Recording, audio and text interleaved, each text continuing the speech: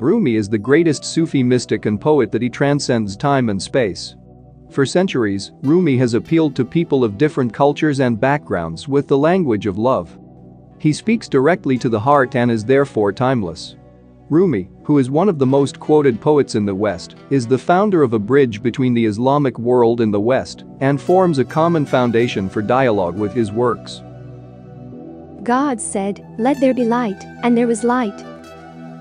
And we adorned the heaven of this world with lamps, and we protected it. For with you is the fountain of life, in your light do we see the light. Love each other as brothers, be compassionate, humble. We have given her a sense of love and purity from us. She was very devout.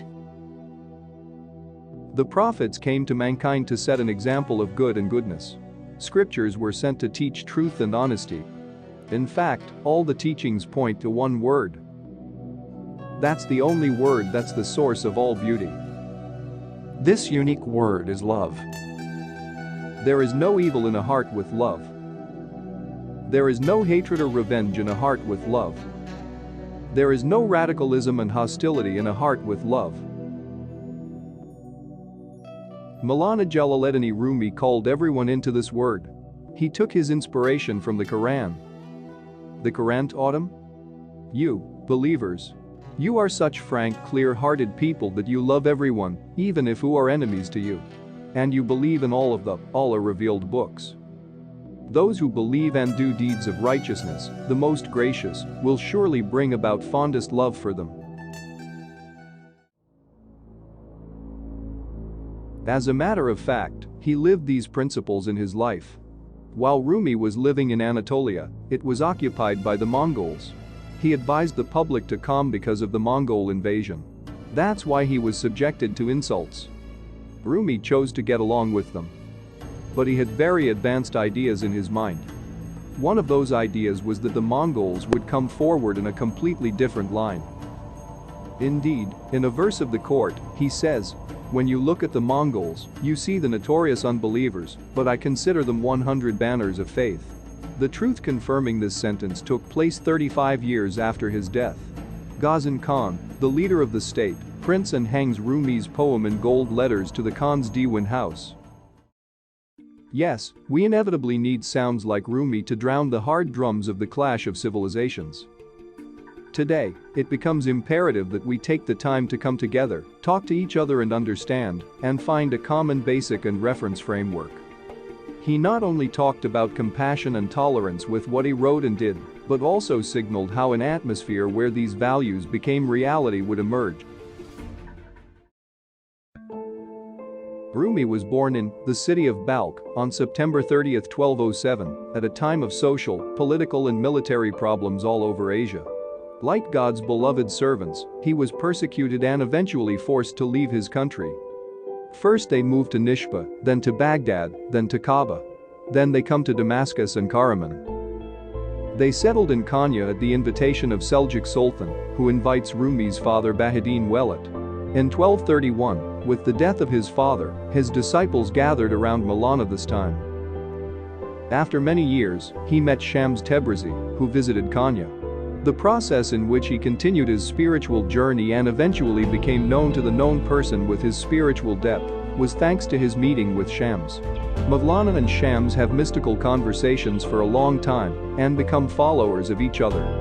As the two oceans approach each other, two talented and sharp minds come together, so they reach the climax of knowledge, love, compassion and joy.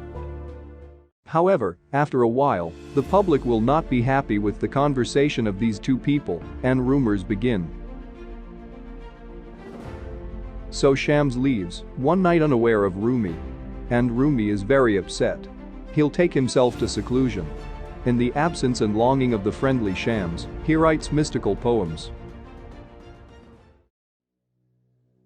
You went. Separation brings tears to my eyes. My excitement, which is growing at any moment, increases my tears. You're not gone alone, my eyes also went with you. How can I pour my tears when I don't have eyes anymore?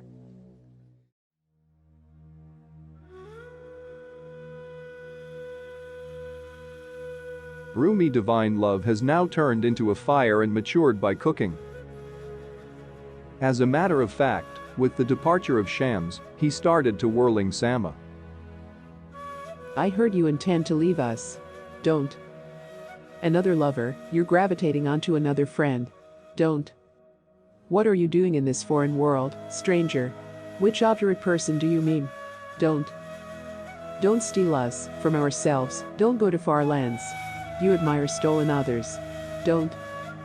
Oh, moon, the world is devastated, upside down for you. You devastate us, turn us upside down. Don't. As it is known, Sama is a symbol of one's transformation into reality and love. Dervishes revolve around their hearts during Sama. Just as the planets orbit the sun, they revolve around the sheikh. This also symbolizes Rumi's communication with his divine friend, Shams Tabrizi. Sama begins where the lust is depleted, where self and selfishness end. When Samazin takes off his black cardigan, he embarks on a spiritual journey and rises to eternity. His coin on the head is tombstone of the self. His white dress is the shroud of self. His right hand is directed towards the sky as he prays, and his left hand is facing the ground. This stance is to share the love he receives from God to the public. It is the way he turns around the heart from right to left, embracing all the people, all his creations with love and love with all his heart. Sama is the meditation of emotions. It is an expression of divine love and respect for God.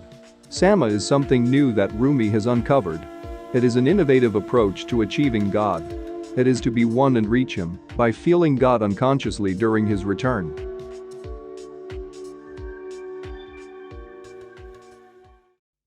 Rumi is a symbol of tolerance and compassion, in a sense, laid the foundations of humanism in the 13th century. Rumi also prioritizes human love, while describing love and lover in his deep poems, says, love is to be friends, to be united, to understand and to empathize. We don't plant any seeds in this land but love. We don't plant any other seeds in this immaculate field. Rumi's works and perspectives inspired many scholars not only in the Muslim world, but also in the West. For example, Goethe was inspired by Rumi's poems, translated into German, in his work, East-West Divan. Rembrandt was painting two imaginary pictures of Rumi. In the works of Spinoza, novelists, Hegel, Nietzsche, Dostoevsky, Gabriel Marcel, the smell of Maulana Jalaluddin Rumi was deeply felt. When Rumi said, come whoever you are, some people would be angry and insulted him. One day one person wrote, you embrace even the disbelievers. You come together with them. You say come even to the sinners. Rumi read the letter, turned around, and wrote an answer and sent it. In his answer, it just says, if you come too, I'm opening my heart also to you. There is no stronger communication between people than love. It is not possible for a person deprived of love and compassion to rise and lead spiritually. Rumi gives us a philosophy that gathers all the information and teaches us where to go from anywhere. Rumi also pointed out that faith and democracy can complement each other. To live together in a democracy requires reconciliation with people who have a different faith or who never believe in God, he said. And by inviting humanity to love, he opened his heart to everyone and embraced everyone. And he said, come, whoever you are, wanderer, worshipper, lover of leaving. It doesn't matter. Ours is not a caravan of despair. Come, even if you have broken your vows 1,000 times. Come, yet again. Come.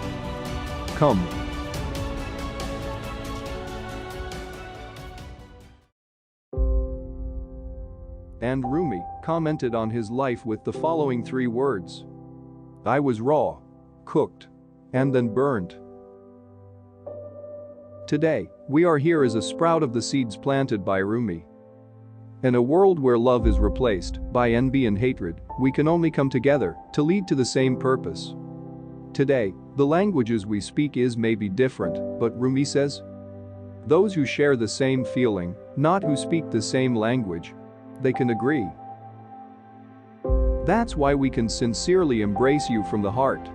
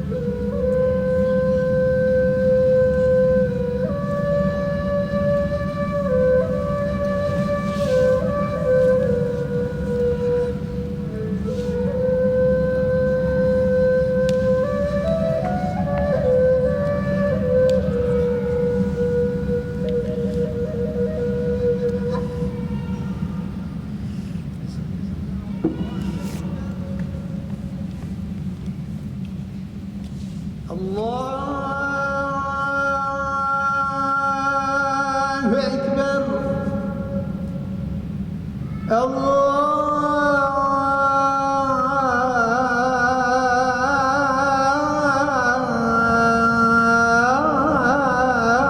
Allahu Ekber. Eşhedü en la ilahe illallah.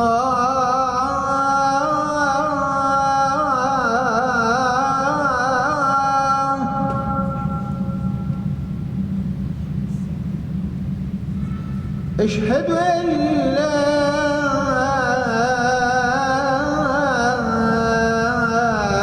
ilahe illallah.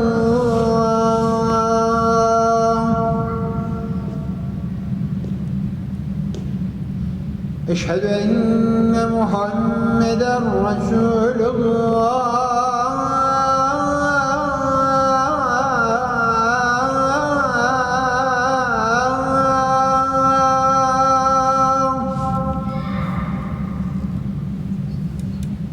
Eşhedü enne Muhammeden Resulullah.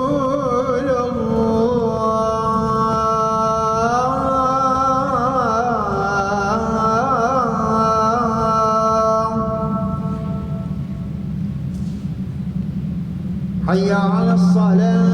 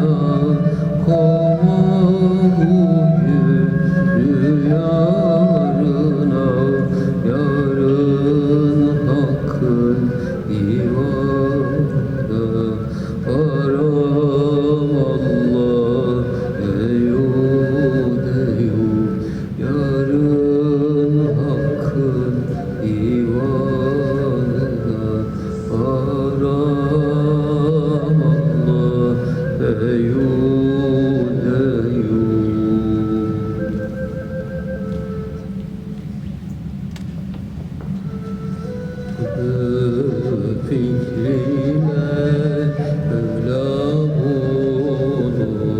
bulunmaz. Bu ne yaredir ki Ekrem bulunmaz. Ya Allah, Ya Allah, Allah, Allah, Allah.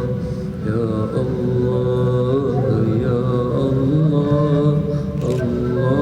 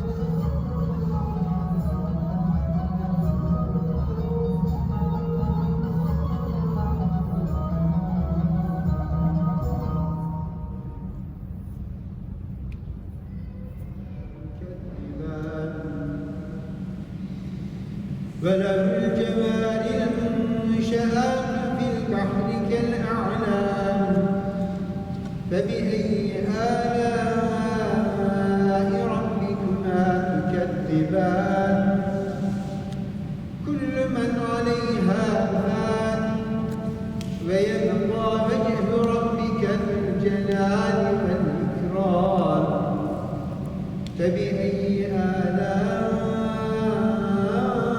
ربكما تكذبان